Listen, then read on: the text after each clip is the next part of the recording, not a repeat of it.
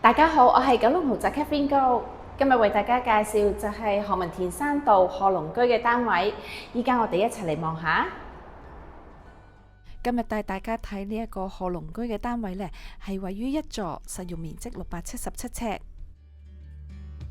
門口位置業主已經係做咗一大排嘅鞋櫃同儲物櫃，之後呢就到咗呢一個飯客廳。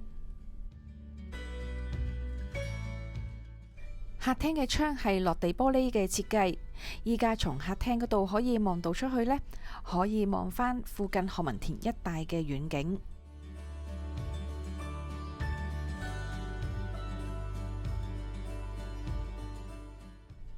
單位係屬於原裝間隔3房1套，首先就係望下主人房。主人房嘅景觀同客廳一樣，同樣望返何文田一帶嘅遠景。主人房已經係做咗啲入牆衣櫃，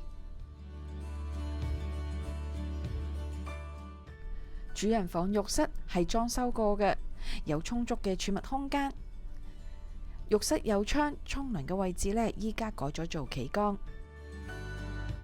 另外2間客房呢，業主就將佢打通咗，變成為一間大嘅長方形睡房。客廁同樣整齊企理，沖涼嘅地方呢，同樣係改咗做企缸。廚房係提供咗基本嘅煮食爐具，另外呢，雪櫃同洗衣機呢就擺咗喺呢個位置。今日就介紹到呢一度啦，多謝晒大家睇我嘅影片，中意嘅話就記得讚好、分享同訂閱我頻道。下條片見，拜拜。